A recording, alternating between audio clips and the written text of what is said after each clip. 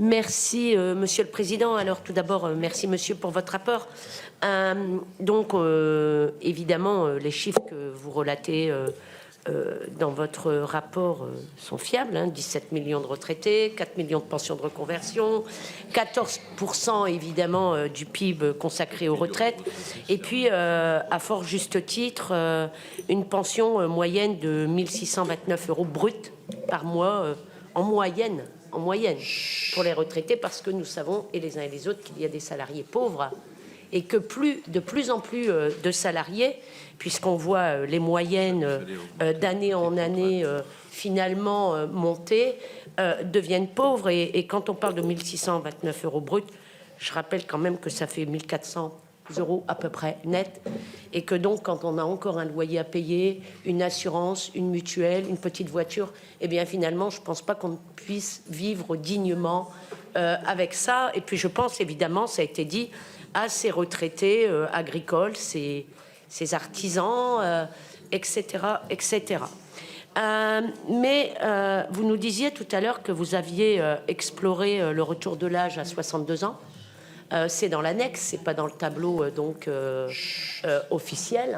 C'est donc en annexe. Et pour notre part, nous aurions évidemment souhaité que ce principe de l'âge de la retraite à 62 ans soit étudié dans le tableau et dans le rapport.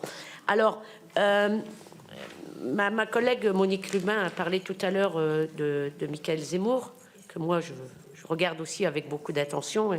Elle a parlé de la hausse des cotisations notamment. Et moi, j'aimerais vous interpeller sur plusieurs sujets, parce que finalement, nous avons pour notre part proposé des recettes pour ce régime de retraite que nous ne voulons pas voir disparaître, comme nous ne voulons pas voir disparaître la sécurité sociale.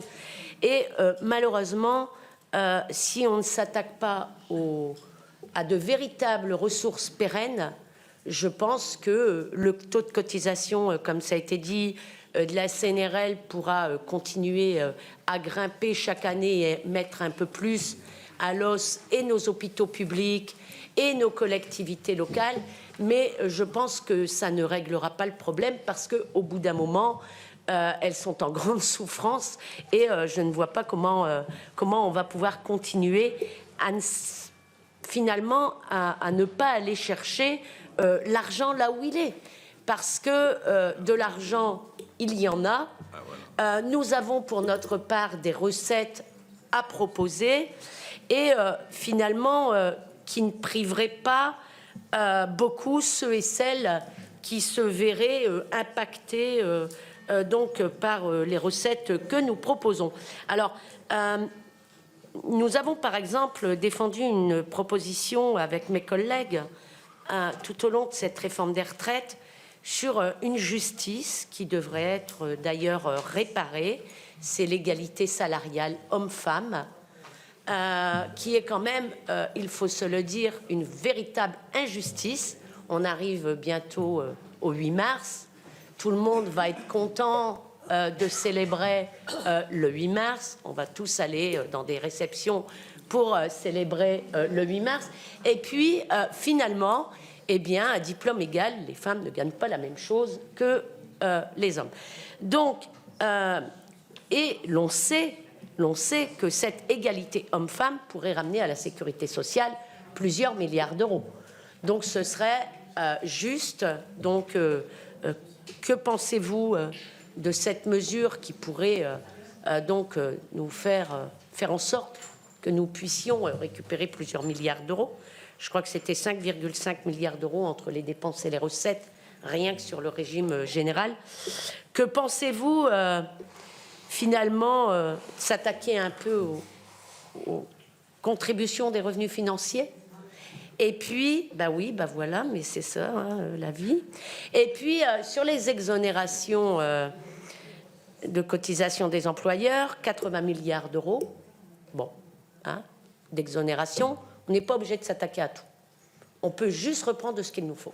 Voilà. On n'est pas obligé de prendre les... Non, mais on n'est peut-être pas obligé de prendre les 80 milliards tout de suite. On peut peut-être prendre juste ce qu'il nous faut pour équilibrer le régime des retraites. Moi, je ne suis pas une jusqu'au-boutiste. Moi, les 80 milliards, peut-être pas tout de suite.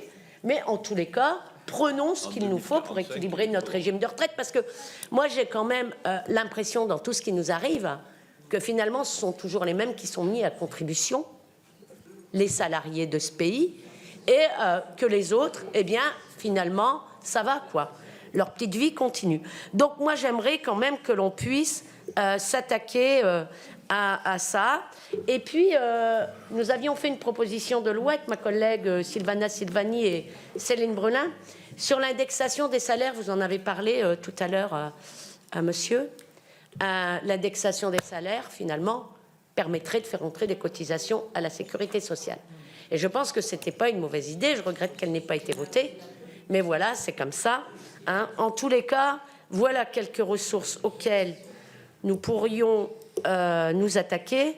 Et puis, je pense que, très franchement, ça ne priverait pas certains et ça ne les ferait pas vivre avec une petite retraite comme ceux et celles qui la touchent actuellement. Je vous remercie. Merci beaucoup. Et arrêtez,